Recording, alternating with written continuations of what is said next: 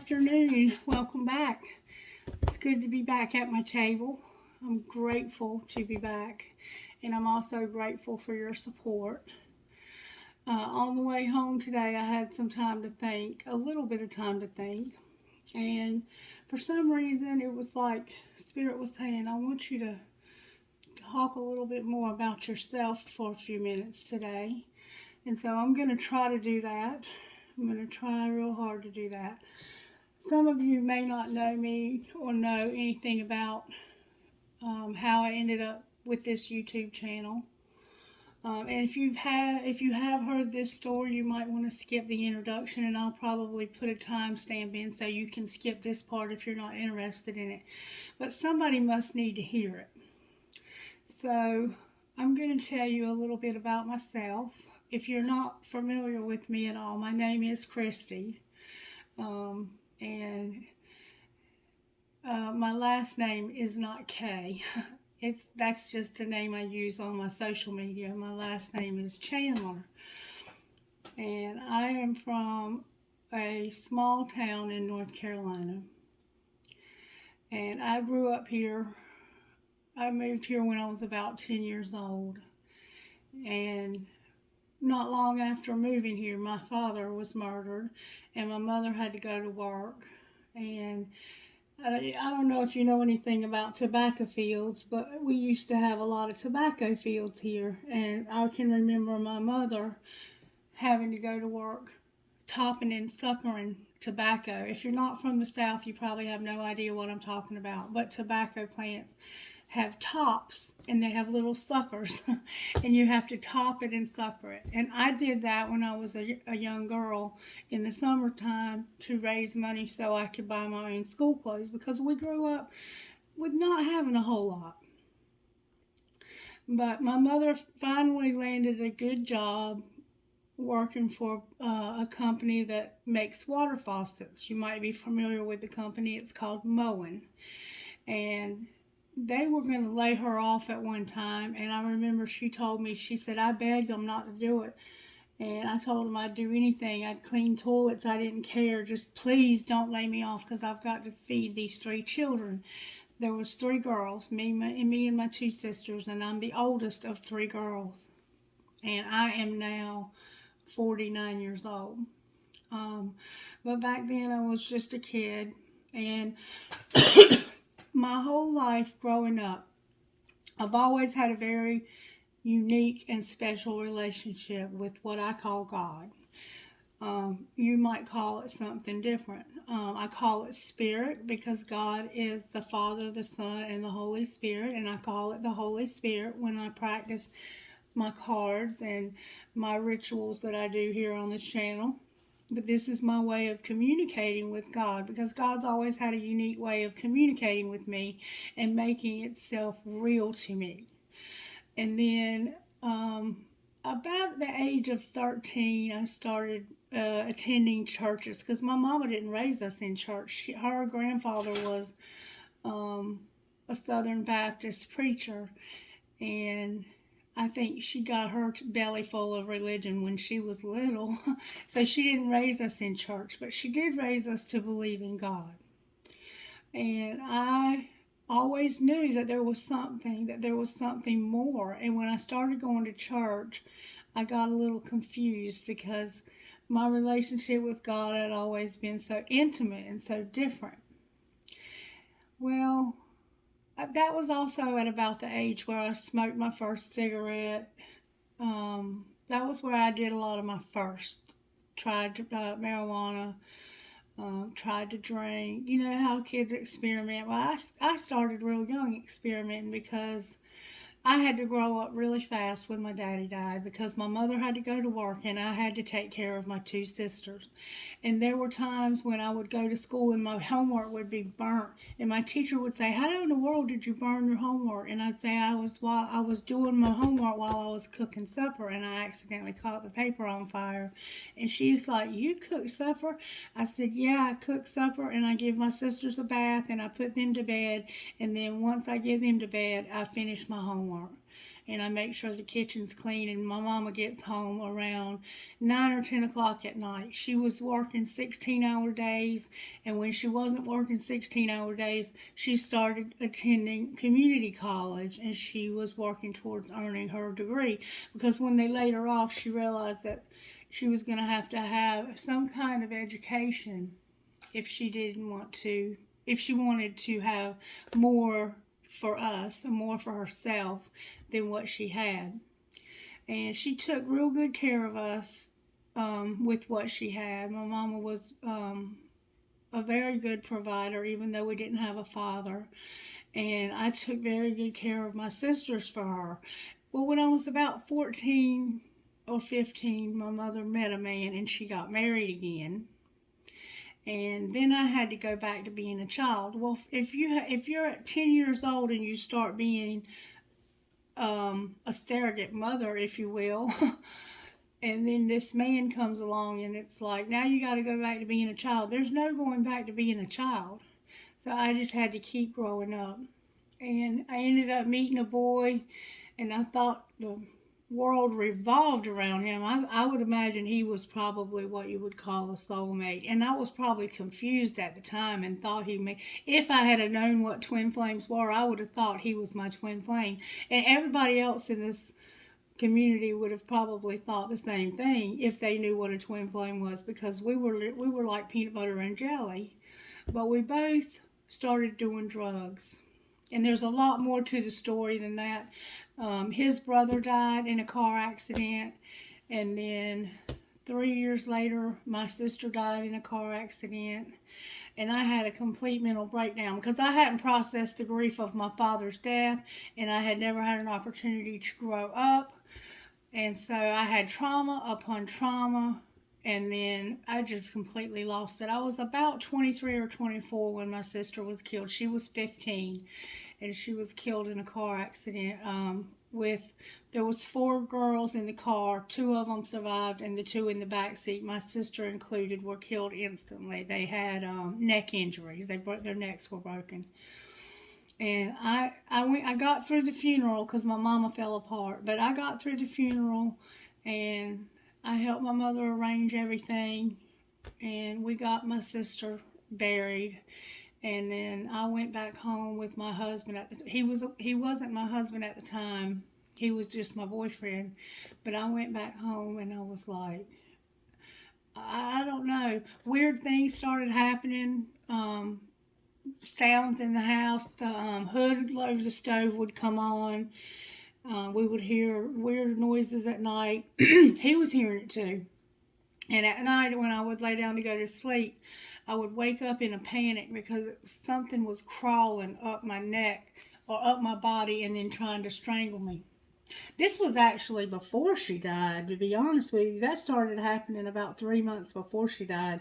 And I was having premonitions that she was going to die. That's how it actually went. It's been a long time ago. I'm trying to remember it correctly. But yeah, that stuff started happening actually before she died. And I started having dreams that one of my sisters was going to die. And I would wake up panicking, and I'd get down on the side of the bed and I'd pray and I'd beg God, please don't take my sister. Please don't take my sister. And I thought it was going to be my middle sister because she was the one that was driving. And I just knew instinctively that it was going to be a car accident. And I kept telling my mama, and I was telling everybody else. My mama always knew I was different because I had imaginary friends, and people had told her that the places where I thought and those friends lived were where people had actually lived and their children had died. It was just a lot of weird stuff that happened to me. And I could write a book about it, honestly, but I'm going to try to keep this as brief as possible without leaving out the important things. So at this time, I was a nurse, and I was working at a nursing home, and I was doing my rounds, passing out medications. And I heard them call my name over the loudspeaker, and I didn't go. I heard them, but I didn't go. And finally, the director of nurses came down there, and she took the medicine cup out of my hand, and she sat it down, and she said, we need to talk. And I said, I don't want to talk. She said, you need to talk to me. And I said, I don't want to know. I don't want to know. I already know something's happened. And she said, how do you know? And I said, I just know. I just know which one of my sisters is it. And she said, your mama needs you to call her. So I called my mother, and my mama had told me to go to the scene of the accident. And I said, no, Mama, I need to go to the hospital. And she said, no, there's no need to go to the hospital. You just need to come here to the scene of the accident and be with me.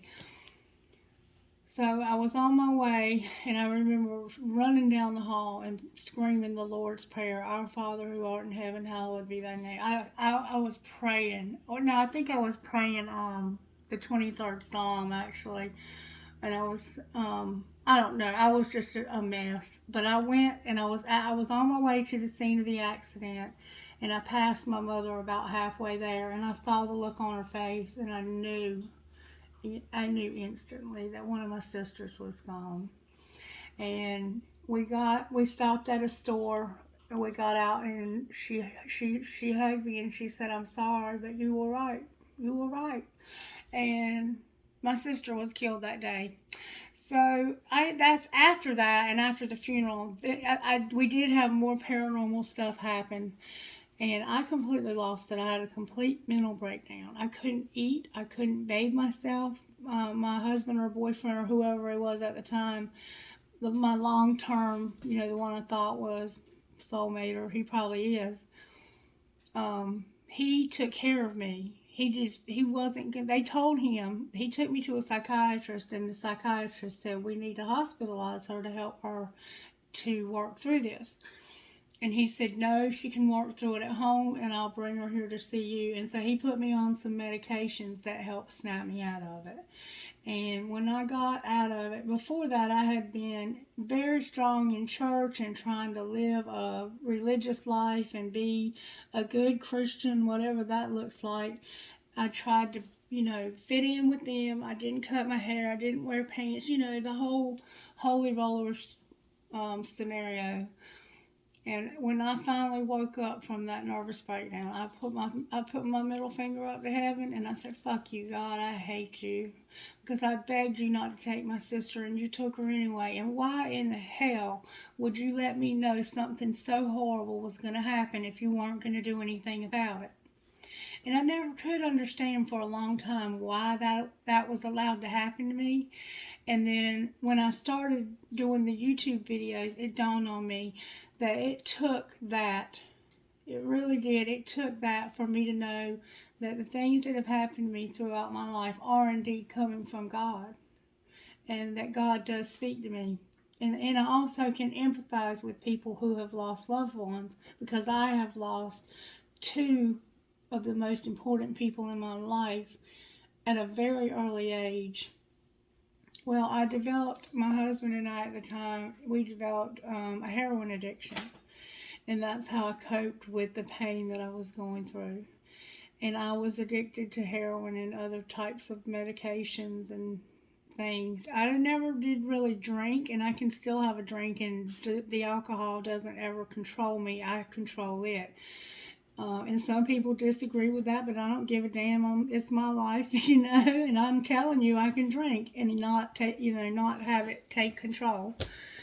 But when it comes to that heroin, that needle, and banging that dope, I can't handle it. And it totally destroyed my life more than one time. Took everything from me more than one time. And I think it was in 2011, I ended up in jail again. I had been in jail before, and I had pulled some time in prison for writing prescriptions, lost my nursing license, basically raised 3 children on methadone. That was the only way I could stay level and take care of my children. But I'll tell you what, you can say what you want to say about methadone and Suboxone and those types of things. I don't care what you say. It allowed me to have a normal life so that I could be a good mother to my children. Without it, I was a total disaster. And so I advocate for anybody who needs those types of medications. I don't condemn them. I condone them, because sometimes that is what it takes. Once you activate that part of your brain, it is damaged, and it always wants to feel that euphoric feeling again. And when I was in jail in 2011, I remember I said, I guess I'm just so broken that even you can't fix me, God. And for some reason, you really don't want to. I don't know why. I've tried going to church. I've tried being a good person. I've tried everything I know how to try. And nothing ever seems to work for me. Am I just that damaged that I'm beyond repair? And if I am, just take me. Just get, just take me from this life. I'm tired of living like this. And I went to court for my first appearance, and the judge that was on the bench knew my whole family. I come from my mama worked her way through college, and she became one of the, she was the IT specialist for the entire company of the water faucet company, Moen. She was their top IT specialist, but she didn't work for them. She worked for American Brands, which is the company that owns Moen, and they own a few other brands that you might be familiar with, like Jack Daniels and some cigarette companies and things like that. But anyway, she was making a lot of money by the time I got grown. But when I was growing up, we didn't have a whole lot. So she was able to spoil my children rotten. And I have 3 beautiful girls that I had while I was on methadone. And one of them, I wasn't on methadone. I was trying to do it with just going to meetings. And I ended up relapsing with her when I was 4 months pregnant.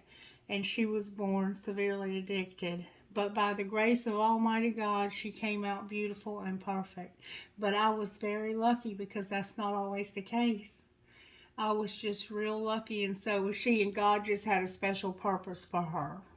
But she doesn't have any physical deformities. She's absolutely beautiful. She could be a model. She's a redhead, so she's a firecracker. But I'm grateful that she's healthy, that all my children are healthy, and that they haven't turned out like me. So far, all of them have a really good head on their shoulders. But when I went before that judge, he looked at me and he said, "Christie, what are you doing in here?" He said, "I thought you'd been doing good." And I said, I know. And he said, "Well, what do you want me to do?" He said, "Because I can send you to prison for a long time, but I don't think that's going to help you." And he said, "You're looking at a long time. You've got 14 felony charges against you in 2 counties." And I said, "Well, at this point, I don't really know what to say because I feel like I've tried everything and nothing works." And he said, "Well, there's a place in South Carolina. In fact, your husband's there. He's been there, and he's doing fantastic." And he said, "I've never sent any women there, but I've sent a lot of men there, and all the men that go there come back, and it really changes their lives." He said, "And I would like to send you there, and I want you to be the first woman to go, and I want to see how it turns out. And if it turns out well, we'll send other women." So he said, "I'm going to give you a court-appointed attorney, and we'll go from there. You'll meet with him, and then you'll come back before me, and I'll sentence you to this treatment center if that's what you agree that you want to do. If not, then we can send you to prison, and you can get out and try it again your way." So I went back to the jail, and they called my name again. And when I went to go meet with the person, it was a visitation. I didn't know who it was. It was my attorney, and his name was Dave McFadden. And if you're not from here, that don't mean anything to you. But if you're from here, you know that he's a judge now. And when he was my attorney, he was actually running for judge. And he helped me get to that treatment place. And it was a 12-step Christian-based treatment facility. And when the judge, he retired. It was Judge Waddell. But when he sentenced me, this was my sentence. He said, "Christie, I'm sentencing you to Miracle Hill Ministries in Greenville, South Carolina, and you cannot come home until they say you're ready. You have to stay until they say you're ready." Their program is like a year long, but if they say you have to stay 5 years, you have to stay 5 years. And he said, if that's not okay with you, then you can just go to prison. And I said, that's okay with me. You know, if that's what I need to do, that's what I need to do. And on the way there, I called my husband at the time and I said, look, I said, I'm being sent there where you are. I said, but I don't want to see you. I'm not trying to be mean, but I need to focus on me right now and get myself well so I can take care of our children. Because when I was in jail, I had bruises from my armpits to my fingertips where I had run out of places to shoot up. It was pitiful. My arms were black and blue. I wish I could show you my mugshot when I went in compared to how I looked when I came out. Well, I ended up being there for 1.5 years, and it was indeed a life-changing experience. The place was Christian, but they had all different denominations coming and spending time with us in various ways. And I already knew a lot about the Bible because I had studied it for myself. Because when people would teach me about it, it didn't make sense to me. Because they were saying one thing and I was understanding another. And so I had already kind of taught myself a lot about the Bible. But what I noticed the most about that was that all religions, even though they're different, they have one thing in common, and that's that they can love.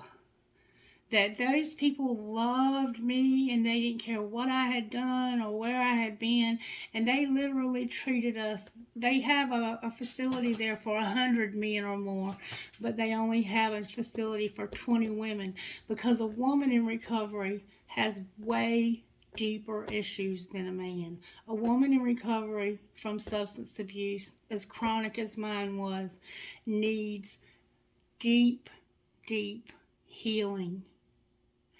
Trauma healing for deep traumas. And a lot of people can't afford that because treatment is expensive.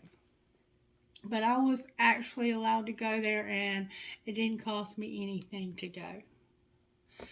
So I was very blessed to be able to go there, and I'm blessed to say that I've been clean ever since. I was diagnosed with lupus, and I ended up having to go on pain management and get back on something that could help with my pain because I stay in a lot of pain. But I take something that's safe for me to take. And I take a lot of medicine, but it's all safe for me to take. And I maintain, I do well.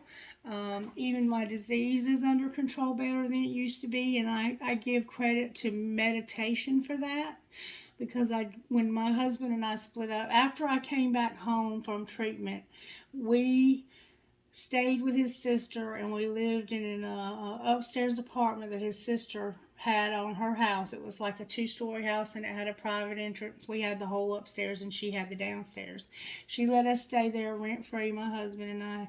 We started reestablishing a relationship with our children, and our children were in a different school district where they lived, and if we would have asked them to move to where we were, first of all, we wouldn't have had enough room for them all, but second of all, they'd have had to change schools. And my mama had helped me with them the whole time that I was in treatment, and the whole time that my husband was in treatment too, because I was starting to mess up. I did well, and then when I relapsed, it lasted about 5 months, and I ended up in jail, and that was a wrap. Because my disease, if you want to call it that, or my addiction, picked up right where it had left off when I started using again. It didn't happen slow. I went straight from 0 to 150 in 2.3 seconds. And it all started because I decided I wanted to go to the bar and hang out. Anyway, when we got back, we stayed with his sister, and I was working in fast food. I had worked at McDonald's making biscuits for 6 months when I was in South Carolina, and then when I came back to New Bern, I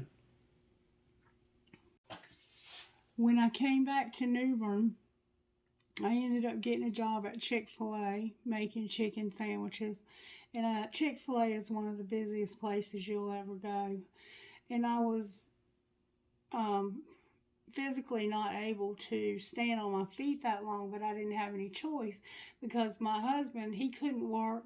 He was in the middle of having 2 knee replacements and applying for disability. So we were surviving off of my $8.50 an hour job. So I started coming home when I'd get off work and I'd sit on the front porch and I would pray and I would say, God, please get me out of fast food. Thank you for giving me a job. I'm grateful for that job. And if that's all I ever have, I'll be grateful for it. But I want more for myself. I want more for my family. I want to be able to have my children back in my life full time. And I thought that was something I could achieve at that time. I didn't realize that that wasn't going to be achievable at all because my children, I had to give them a choice. And my 2 oldest chose to stay with their grandmother, and the baby did decide to come home with me. So she was with me most of her life. And the other ones, I had to let them go so that they could have advantages that I could never give them. But they were used to a different lifestyle than I was able to give them. And I had to let them choose, and that's what they chose. But I do have a relationship with all of my children now, and I would consider it to be a good one. I feel like we're as close as we can be for teenagers, you know. But anyway, God did open a door for me, and I got a job as a receptionist at a pet resort, and I re-enrolled in school. I owed money to the college, but they forgave it. I had to write a letter and ask them to forgive it. They did. They gave me Pell Grants to finish my first 2 years, which I had already gotten my nursing degree, so I was pretty much finished. I had a few more classes to finish up at that community college, and then I enrolled online at Liberty University, and I worked pretty much full-time at the pet resort, and I also went to school full-time at Liberty University and earned my bachelor's degree in Christian counseling. And I have a bachelor's degree in psychology, and it has an emphasis for Christian counseling. So I'm actually a Christian counselor. And then I continued on and I earned my master's degree in human services with an emphasis on addictions and recovery. So I am able to get licensed as a therapist, and I need to start working on that because when I have to leave from Miss Mary, I'm going to go back to work. But what I'm hoping to do is to start my own life coaching business, and I'd like to start getting clients now. So I guess I'm kind of telling you a little bit about my background so you'll understand when I say I love you and that you can call me if you need me, that I mean that because I've been through a lot of stuff. And I can't do a whole lot, but I can listen. You know, I can listen. And I am looking to take on a few clients who might need life coaching because in North Carolina, I am qualified to be a life coach. And so if that's something you're interested in, please reach out to me. If you're interested in a private reading, please reach out to me. But I earned my degree, and I thought that life was going to be good from then on out, that everything was going to be smooth sailing. You know, I could start earning money, and I did. I worked for 4 years with my bachelor's degree for mental health service and community-based mental health. And then when I graduated, I was scouted by a bigger company to be a team leader for the same service I had worked in before, but now I was the team lead. And I feel like I was a damn good one. And I took that program that I was in charge of from 8 people to 80 in 2 years, and I had expanded to a whole nother county. So we had 2 counties and had 80 clients, and I had some of the most fantastic people ever working for me, and I handpicked them, and they were a dream team like you would not believe. And sad to say, I had one that, bless her heart, she died, and I know that it was the job that killed her because she worked herself into the ground and she didn't practice what we call self-care. We have to be able to take care of ourselves before we can help others. And she had some health stuff going on and she let it go, even though I begged her to do something about it. She cared more about other people than she did about herself. And that's not a healthy way to be. But I admired her for wanting to help others when she was already sick herself, physically sick, as sick as she was. And I had another guy that worked for me too, and he was also going through the same thing, but he never said anything to anybody.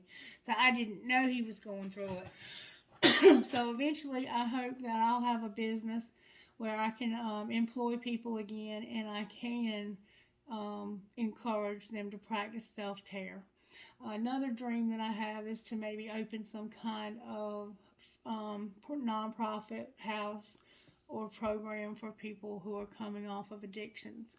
But that's a big undertaking, and I'm not really sure if or when that'll ever happen.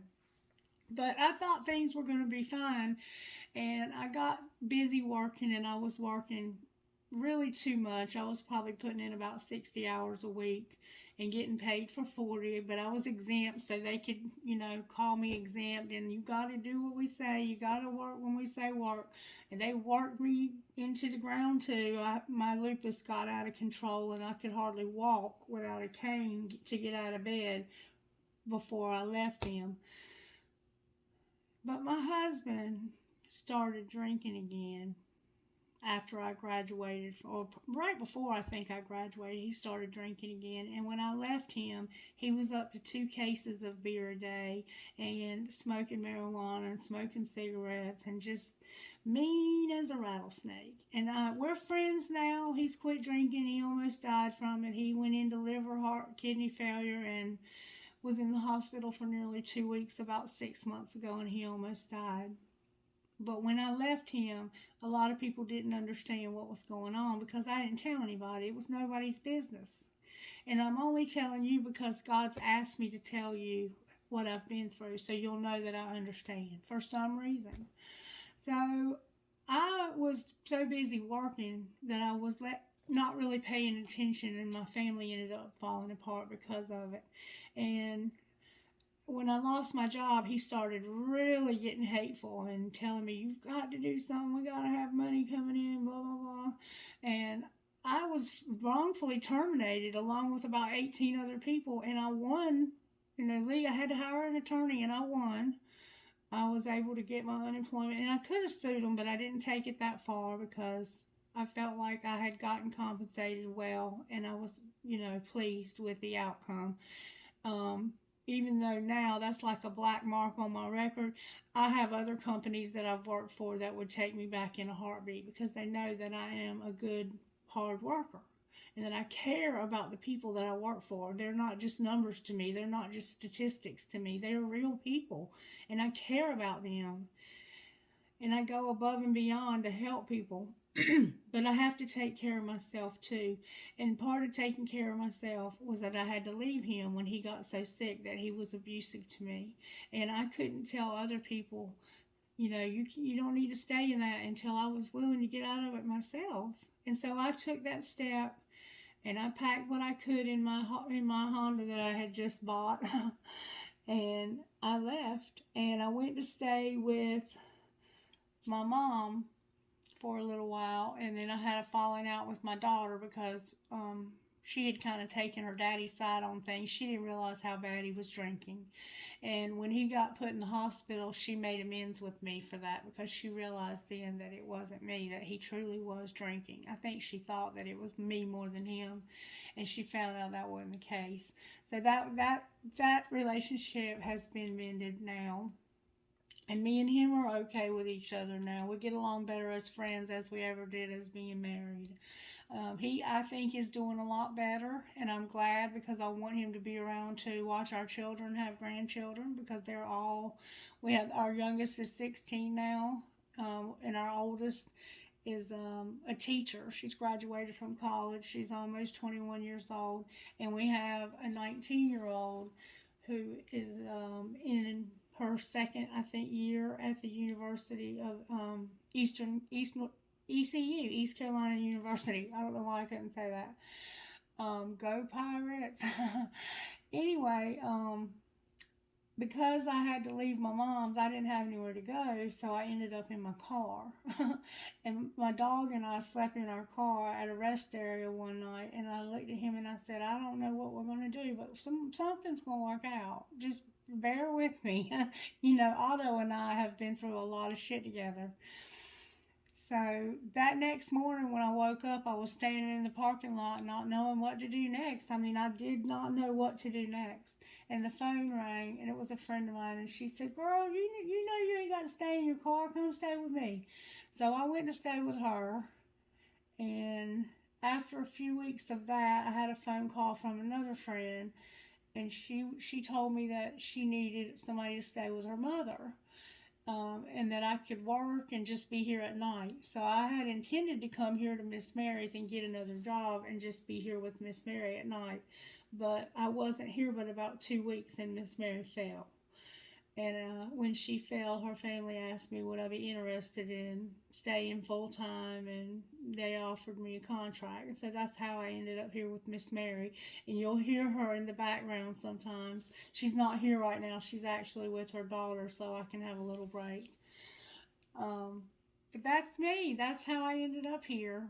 And I tried to go back to work, but it just fell apart. It wasn't what God wanted me to be doing. God wants me to be doing this. This is what I've been asked to do for right now. And I've fought it tooth and toenail because I want to do something with my degree. I worked hard for that degree. I haven't even finished paying for it yet. But God wants me to be here.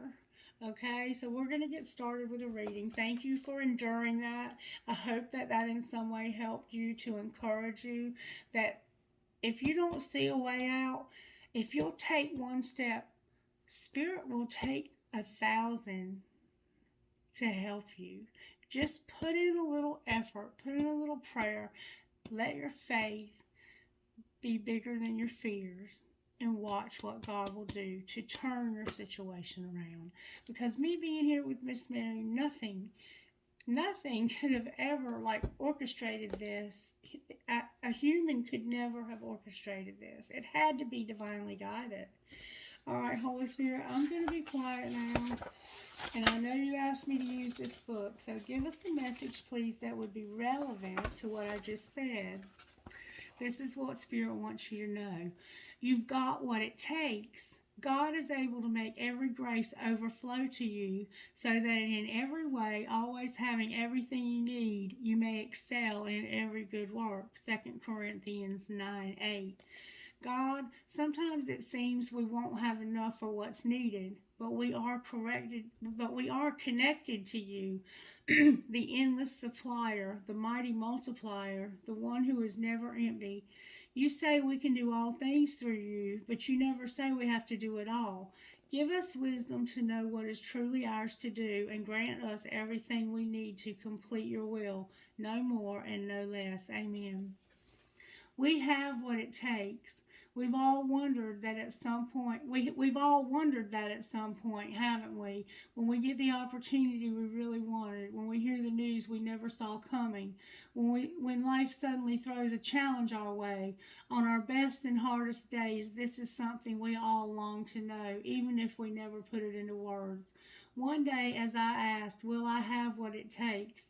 It seemed God whispered to my scared, silly soul, what matters isn't if you will have what it takes. What matters is if you will have what needs to be given, and you will, because I will provide it. In that moment, the pressure lifted from shoulders. I wasn't required to be perfect. I didn't have to make everyone happy. I didn't need to turn into Superwoman to accomplish God's purpose for my life. I just needed to believe and receive. God would give me the strength. He would love others through me. He would do it. No matter what we're facing, the same is true for all of us. When fear comes, we can pause and say, yes, I have what it takes because I belong to God who gives all I need and more. You've got what it takes. You hear that? You've got what it takes. Let that sink in, Christie. Let that sink in. Because sometimes I don't even think I'm good at this. All right, Spirit, can you show me who you have a message for, please? Who are you talking to, Spirit? Who has what it takes?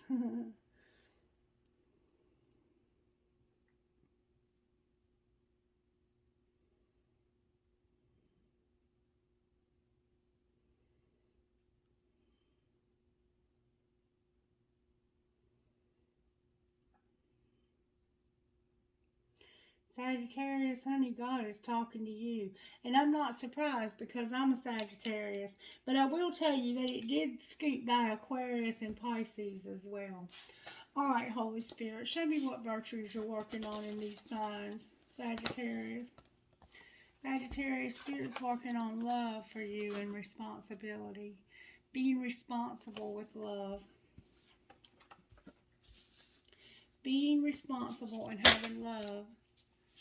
Forgiveness. There might be somebody in your life that needs forgiveness. And joy. Joy. Maybe the person who was addicted wasn't you. Maybe it was somebody that you loved and they hurt you through their addiction. I don't know. Only you know your situation, Sagittarius. May I see what message you have out of the Instant Magic Oracle book, Holy Spirit? Oh, God, I hate this page, but maybe it's what we need. Welcoming the cosmic control panel in your brain. Close your eyes and visualize a cockpit in a spaceship. Notice all the switches, dials, buttons, and levers. Look at a lever closer and notice that above all the controls are labels. You may notice a dial labeled with the word anxiety and another switch with fear. Maybe you see a dial which is labeled self-worth and another that's labeled happiness. Now take a moment and notice how all the switches are dialed, from 1 meaning low to 10 meaning high. When you have a clear vision, start adjusting them. Turn anxiety down to 2 and self-worth up to 10. Give all the switches their own emotions and play around. When you feel ready, open your eyes. Know that you can close your eyes and tune into the cosmic control panel at any time you like. So maybe your mind is racing in a million different directions and you just need to get control over your mind, Sagittarius. There's a page opening on its own. Negative energy must be removed, and you have the power to shift energy. Remember that wherever you go or whoever you are with, your magical energy adds value and sparkle to those who are in your company. And if you don't know what negative energy must be removed is, it means take an old shoe and a black magic marker and write on the bottom of that shoe whatever the negativity is, whatever is negative in your life that needs to go. Put that shoe on, stomp that shoe out, take it off, get it, beat it up, take out your aggression on it, and then throw it away in a trash can far away from your house. Get some sage, get some Palo Santo, get something, and get rid of that negative energy. That page is staying open, Sagittarius. All right, let's find out what overall energy is working in your life. Spirit, how are you working in Sagittarius's life? And remember now, Pisces was indicated and so was Aquarius.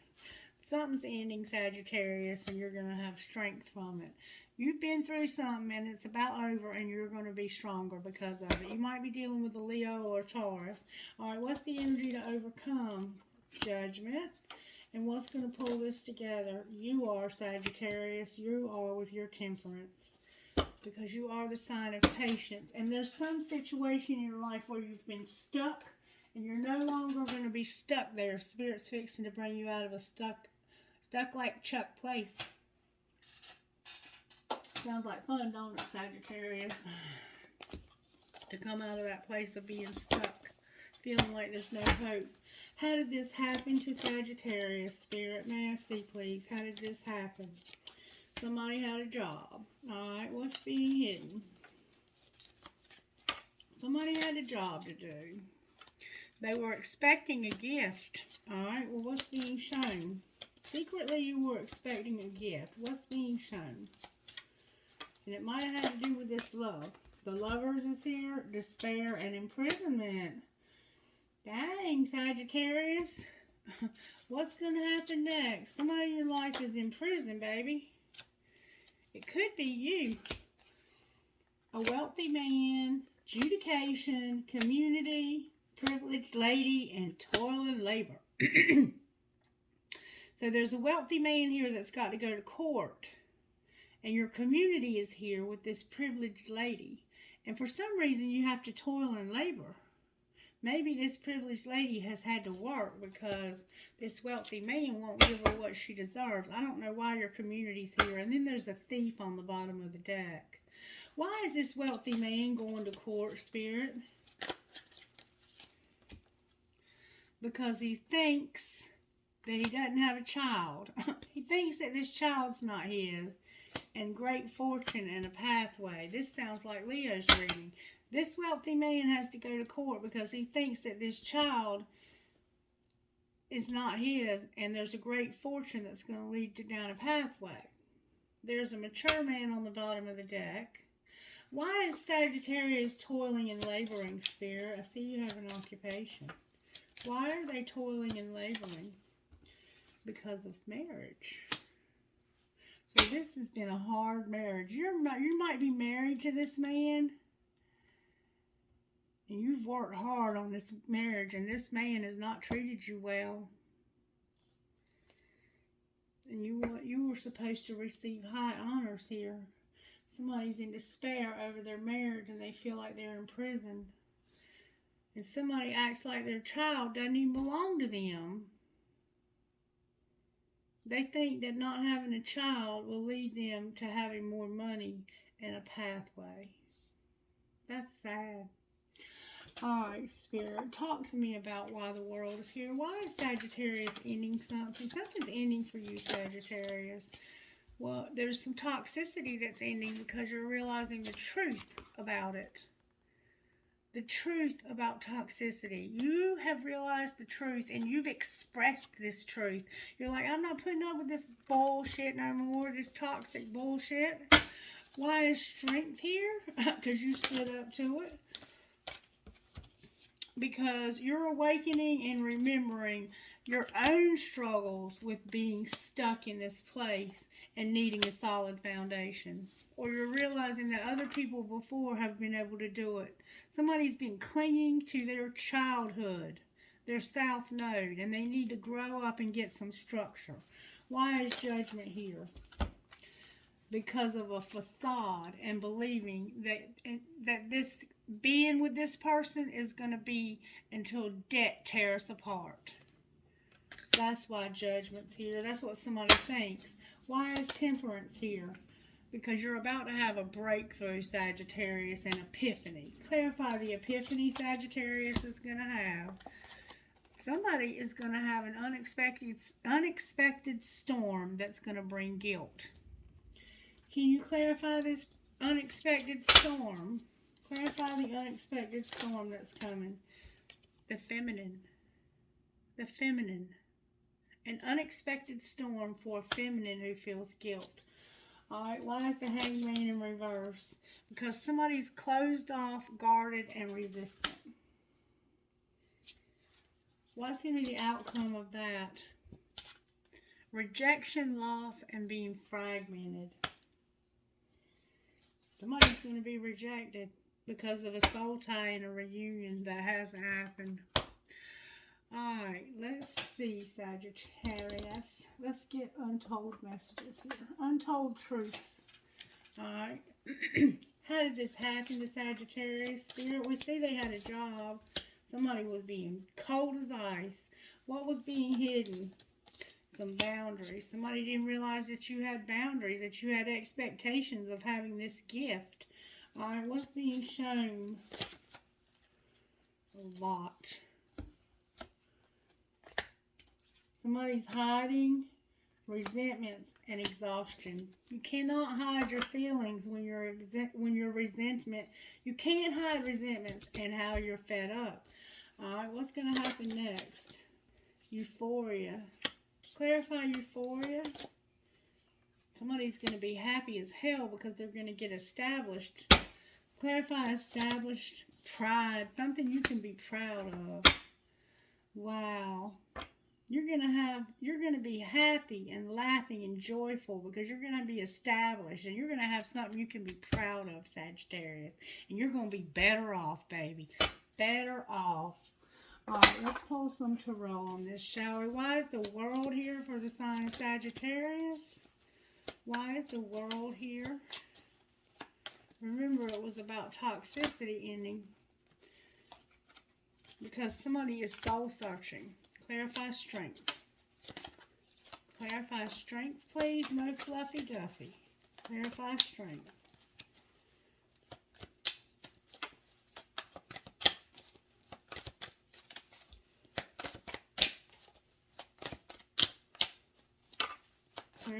strength. Come on now. Clarify strength. Why can't I get strength clarified? This is a Leo vibe, Taurus, remember, because of death, the Five of Cups, and the Chariot. Because somebody's transforming and they are grieving a loss and a breakup and they're overcoming this loss. Why is Judgment here? Woo! Because of somebody being undecided. What are they leaning towards? They're leaning towards not being trusted, the Ten of Cups, and divinely guided. Somebody can't be trusted, but somebody is very happy and divinely guided. Clarify who can't be trusted. You're not decided yet, but somebody can't be trusted. The Sun is here with Frozen. It's like you're happy, but you're cold and frozen and can't be trusted. Oh, there's another card here. Look, they don't want children. They don't want children. They're happy because they don't have children. What is wrong with this person? Clarify Temperance. The Page of Swords. Clarify the Page of Swords. So you're being patient about this. You're either thinking, oh, wow. It has to do with a King of Pentacles you're working things out with. You're trying to work on things with the King of Pentacles and be patient. And they're probably spying on you.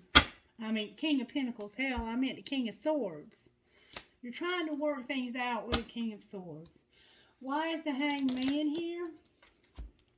Because this King of Pentacles not having any hope. Remember I kept calling him the King of Pentacles? Because there's no hope for this King of Pentacles. This is an Aquarius with a Sagittarius placement or an Earth placement. Why is there no hope for this? Because somebody is wishing. Clarify what you mean wishing. You might be wishing that there's no hope for this. Why are you wishing? Whoa, that flew out with force. You're wishing for independence. Somebody not having an opportunity because of codependency. So somebody's codependent with your person, it looks like. And it looks like there's a King of Pentacles in reverse. But this King of Swords is upright that you're working things out with. You're wishing. What's going to be the outcome here? They have codependency with somebody. It could be a Leo. There's a lot of signs showing up here. Scorpio's here. The outcome is going to be the truth. The truth, a breakthrough and clarity. Because somebody hasn't been learning the lessons they need to learn. What would this King of Swords say to Sagittarius, Spirit? I can still see you standing there. And you didn't imagine it with... That's it. Alright, what would Sagittarius say to them? We are more alike than I admit, and I'm sorry. What would this King of Pentacles say to the King of Swords? I love myself enough to walk away. What would this King of Pentacles, I think this is Sagittarius. What would the King of Pentacles say to Sagittarius?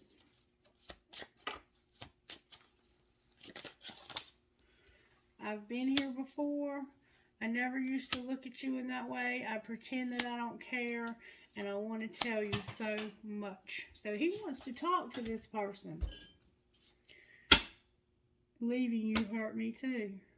This could be same sex. This could be a Taurus. And this could be an Aquarius. Leaving you hurt me too. But it doesn't have to be. I'm just saying for somebody it might be. Let's find out more about how this happened. How did this happen to Sagittarius, Spirit? Fucking say it and stop trying to control every damn thing. Remember resentment? Fucking say it. Resentment kills the magic. And stop trying to control every damn thing. Alright, what was being hidden? That you're on the same team and you need to open your mouth. That was down here yesterday. You're on the same team and you need to open your mouth.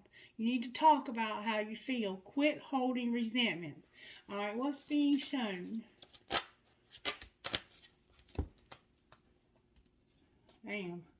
That they're still waiting. Say those 5 little words. Go on a real fucking date and send a picture. So somebody's waiting to go out with you.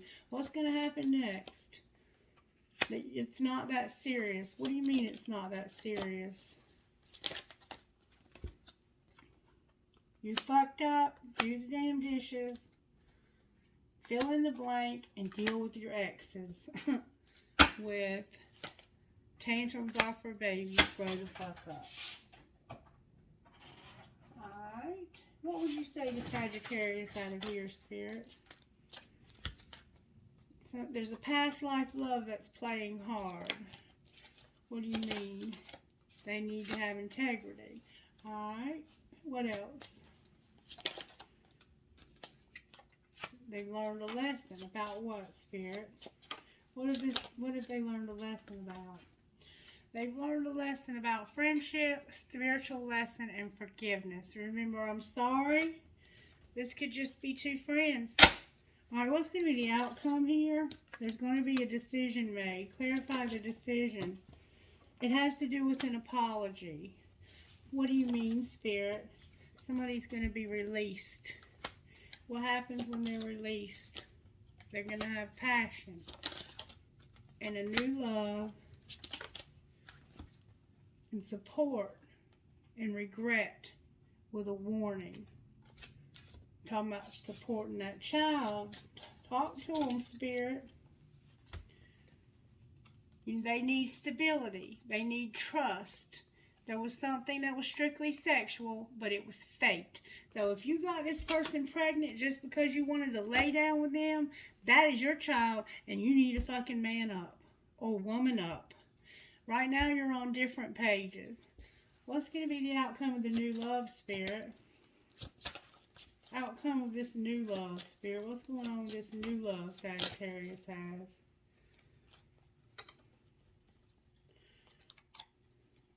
Outcome of the new love is time apart and longing. Why? Because of being patient with this abundance. So you don't want them to know you have somebody new because you're still trying to get this fool to be, or maybe they don't want you to know they have somebody new. Use your intuition about it. You know what's going on in your situation. Alright, what healing needs to happen here? Somebody's family and tribe, and they've been selling out. Alright, what about secretly? Letting go and help from above. What's being shown that needs to be healed? Rejection. And what's going to happen next? There's a hole in your soul. Clarify the hole in their soul. Damn, that's a lot of cards. You need courage. You feel like what works for others doesn't work for you. You need to say what you mean.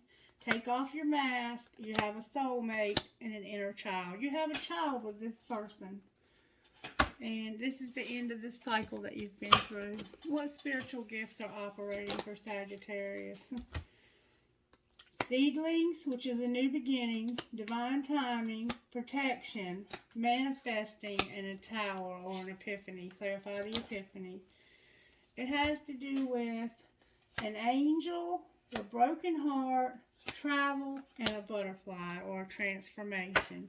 Clarify the transformation. It's about a house and communication. Communication about you having a house, Sagittarius, and numbers. Angels, how are you helping Sagittarius get through this? Because I know you are. How are you helping Sagittarius get through this? Manifestation, passion or fire, joy and harmony. Praise the Lord. All right, what else? Oh, baby. Somebody's going to have adoration, power, courage, awakening, truth, beauty, and freedom with gratitude on the bottom of the deck. Spirit, what would this person, this new love, say to Sagittarius? I don't know what has happened between us. If you're confused, I'm confused too, but I can't be apart from you much longer. And you make me lose my cool. I just don't know how to act in your presence. You make them nervous. What would Sagittarius say to them, Spirit? I want you close to me, but I'm not ready for a commitment. What else? Why don't you want a commitment, Sagittarius? Because you want this other fool to take care of this baby. I know I'm acting childishly. I don't know how to approach you now. Don't give up on me. I'm scared to lose you. I love you, but no. Wow. And I've been in my head about you constantly. So you don't know what you want to do with this person right now. What would this person say to Sagittarius Spirit? I want to find out the hidden truth about what this person would say. Hidden truth. What would this person secretly say to Sagittarius? I would do it all again. What else? What else?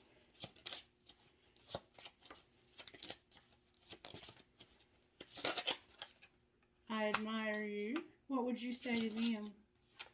I wish we could go back. I want you so badly. I can't reach out. I want to make amends. And I want to start over. Anybody else that has anything to say that's a third party here? Whoa. You broke my heart. I don't know how to feel. I can be myself with you, and I need security. And I miss being with you.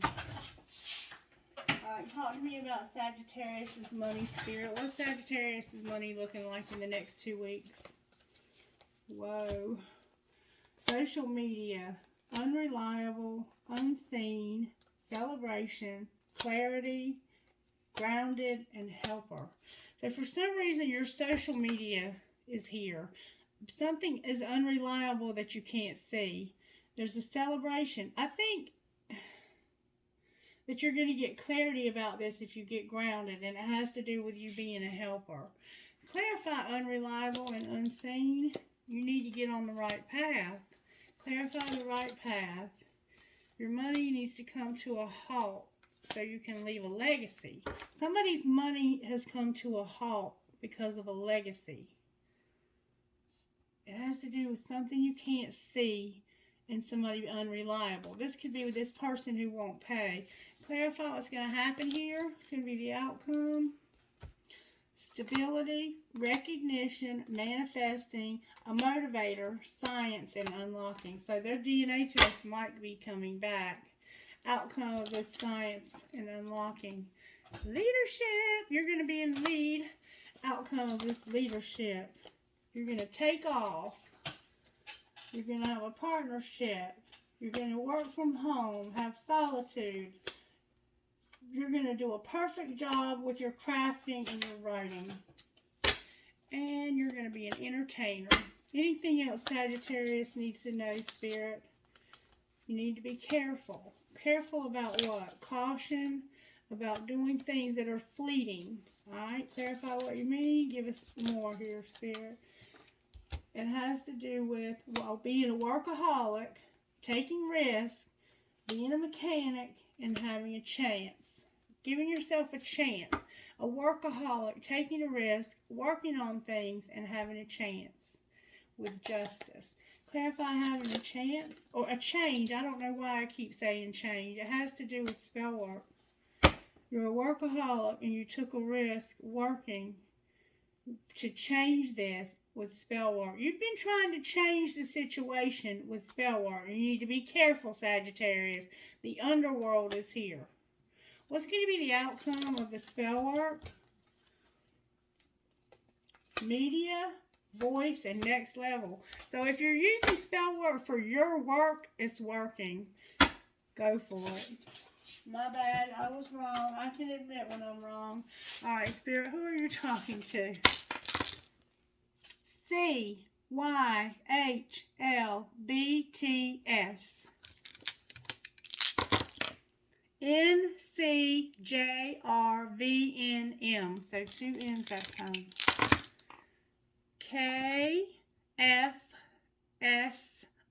KFSRKMI. PNCSMBO. KWPHSRP. JPMMALD. VWOADDX. Can I get trinkets, please, Spirit? Out of this bowl right here. Alright, Sagittarius, I have two big old keys. I have astrology dice, a heart that says love, a music note, a 3-leaf clover, a hand, you might be a card player, the angels watching over the children on the broken bridge, a Mayan calendar, an owl, an elephant, a yin and yang, a leaf, a pendulum, live, love, and laugh. Oh my God, my pirate with the bandana was in the wrong bowl, y'all. He was determined to come out tonight. I have a Catholic thing, a turtle, a coin, another clover, a unicorn, an apple, and a light bulb. Alright, Spirit, trinkets from this other bowl. My pirate came out. Yay! Thank you for helping me, baby. Another key, Sagittarius, for that house. A skeleton hand. A piece of turquoise. A horse with an infinity sign. An angel wing. A fancy heart with a flower. Cherries. Your name might be Cherry. Live your dream. Live your dream. Live, laugh, and love. Harry Potter 9 3/4. I have 2 balls, a lotus flower, a prick or a cactus, a dog tag, you might be in the military, an octopus or a squid, and 2 more infinity signs. Sagittarius, you rock, and I love you, baby. Hit me up if you need to talk, if you're looking for a life coach, if you're looking for a mentor, or if you want a private reading. I do love you, and I'm here for you always. Bye-bye.